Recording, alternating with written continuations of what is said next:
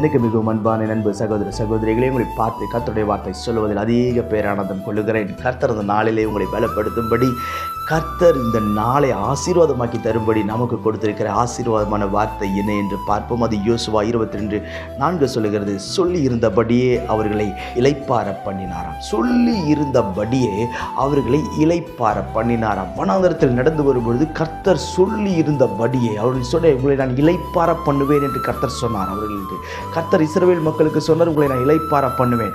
அவர் சொல்லி இருந்தபடியே அவர்களை என்ன செய்கிறாராம்? இளைப்பாற பண்ணினாராம். இன்றைக்கு கர்த்தர் உங்களை இளைப்பாறுவேன் என்று வாக்குத்தத்தங்களை கொடுத்திருப்பார். ஒரு வேளை இளைப்பாறுதல் இல்லாமல் கலங்கி கொண்டிருக்கலாம். என் பிரதர் ஆஃபீஸ் முடிஞ்சு வீட்டுக்கு வரனே தெரியல, ஒரு இளைப்பாறுதலே இல்லை. என் பிரதர் நம்ம ஊழியத்தை முடிஞ்சு வீட்டுக்கு வர இளைப்பாறுதலே இல்லை. எதுக்காக நான் வேலை ஸ்தலத்துக்கு போகிற இளைப்பாறுதலே இல்லை என்று சொல்லி நீங்கள் யோசிக்கலாம். நீங்கள் இருக்கிற இடத்தில் தேவனுடைய இளைப்பாறுதல் உங்களை தேடி வரும் என்பதில் எந்த ஒரு சந்தேகமே இல்லை. கலங்காதிருங்கள். அவருடைய சந்தோஷம், அவருடைய சமாதானம் நிறைவாக இறங்கி வரும்.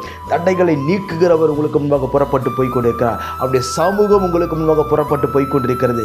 நிச்சயம் உங்களுக்கு இளைப்பாறுதல் கிடைக்கும். இளைப்பாறுதல் இல்லாதனால் இன்றைக்கு உலகத்தில் பார்க்கிறோம், அநேகர் குடிகளுக்கு அடிமையாக இருக்கிறார்கள். குடி போதைப் பொருட்களுக்கு அடிமையாக இருக்கிறார்கள்.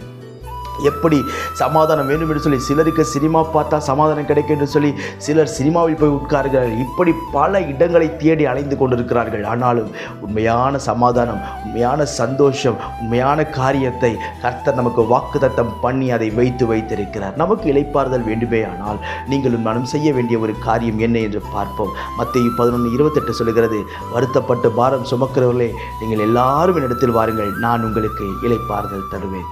வருத்தப்பட்டு பாரம் சுமக்கிற நீங்கள் எல்லாரும் என்னிடத்தில் வாருங்கள்.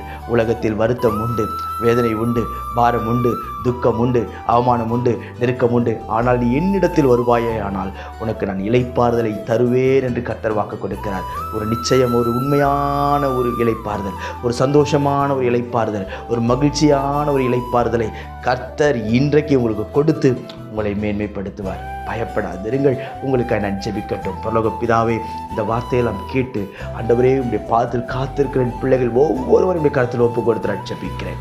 இளைப்பாறுதலை தருகிறவர் சமாதானத்தினால் நிரப்பும்படிக்கு நான் ஜெபிக்கிறேன். சந்தோஷத்தினால் நிரப்பும்படிக்கு நான் ஜெபிக்கிறேன். ஆண்டவரே சோதரமைய குடும்பத்தில் சமாதானம் இறங்கட்டும், வேலை ஸ்தலத்தில் சமாதானம் இறங்கட்டும். ஆண்டவரே சோதரமைய சுற்றி இருக்கிற ஜனங்களுக்கு சமாதானம் இறங்கட்டும் என்று நான் ஜெபிக்கிறேன்.